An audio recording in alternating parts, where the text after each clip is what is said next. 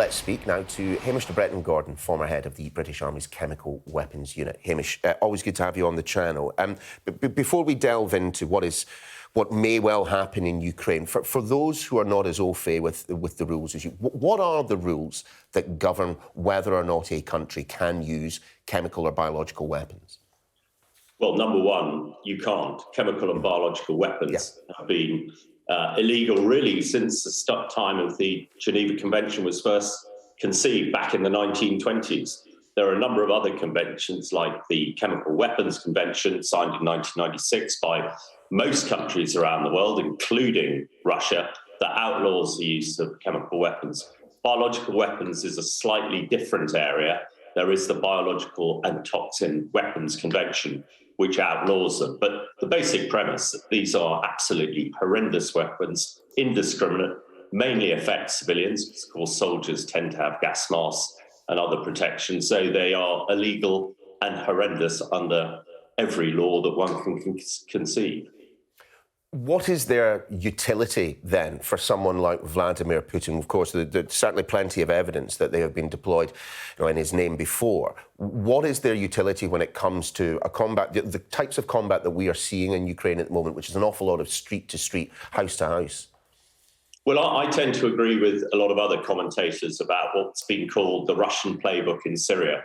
I've seen the Russians at very close quarters over the last 6 years in Syria. And unfortunately, chemical weapons, what I've learned from my Syrian experience, chemical weapons are morbidly brilliant, and you'd use them all the time if you had no morals or scruples. Because in Syria, the towns and cities that were attacked, very similar to what we're seeing in Ukraine with Kyiv and other cities, once these cities are razed to the ground, the buildings have fallen down, it's almost impossible for attackers to get a foothold. And the Russians know all about this from Stalingrad in the Second World War. Over 1 million Red Army soldiers died defending Stalingrad. But what happened in Syria is after the 4-year conventional battle for Aleppo in northwest Syria, in December 2016, on 13 days, Assad dropped chlorine barrel bombs and broke that siege. Because the chlorine seeps underground, because it's heavier than air, and people hide in the rubble and underground. And the chlorine either kills them underground or forces them above ground to be shot or captured. And that also worked for Assad in a suburb called Ghouta and a suburb called Douma in 2017 and 2018. So they can be very, very successful. And unfortunately, of course, in August 2013, we had a massive sarin attack in Damascus, and the British government voted in September 2013 not to punish Assad, and the Americans followed suit. And I think that is really underwriting why we are here now, because that failure to punish Assad gave a green light to every dictator, despot, rogue state and terror group to use them. And I think Putin thinks he can use them with impunity. Yeah, difficult to disagree with that part of your analysis, Hamish. So what then should we be doing? What then can we do, if anything? Is it just a case of waiting for the inevitable to happen and preparing the case for the ICC? Well, it's really difficult. And I know that people are terribly concerned about us and NATO getting overcommitted in Ukraine. However, again, I point out the Syrian experience.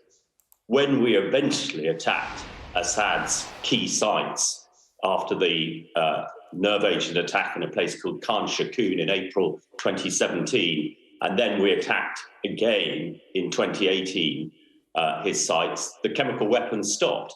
Assad knew if he used them, he was going to get thumped.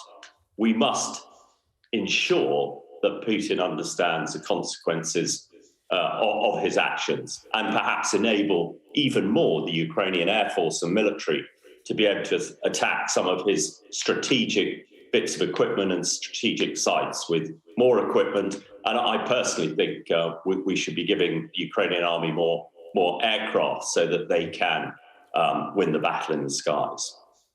Hamish De Bretton-Gordon, great to have you on the show this morning. Thanks for joining us. Pleasure.